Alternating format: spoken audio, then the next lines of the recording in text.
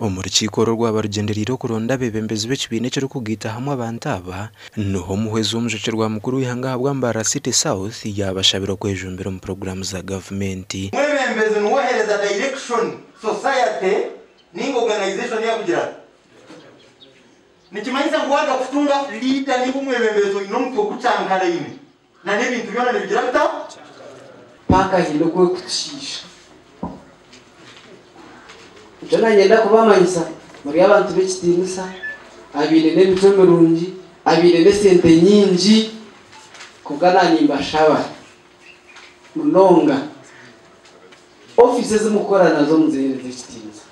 oguhona nagira ngo nkwatanisa nunge twiro hagati yabo n'abebembezi b'orurembo rwa Mbarara ishemerire kugumaho butosha kungatseme kubantu manya nkaimo ko kumuri ba stakeholders muri Mbarara City kutaraze kora decision ebiri yitiki muri kisento ngo banki ngo banka y'imyuga bugarici buyambitse benini usongo bitwara benini Orukura polisi yahanguta habwe cyanga cya Ruizi SP Samuel Mugabi yahiga ba taxi okongera gukora tereberagiro byahanguto masimo kusabaza abantu obulungi tulabe accidents nyingi zizenga zibaawo ne wano mu rutu zaffe Mbarara tax accident ntono za kwembera je union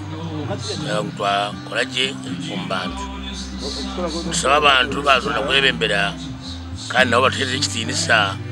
bahereze kitinisa ogugwaba guriyo murondo gwo kubanza kwihapaka ya Mbarara baho okuhindura bebembezo mu businge kandi arona kanchereza nwe yarondwa ngace ya manu musya nabandi munano kumuhweraho gasha kwa Eri Akiza.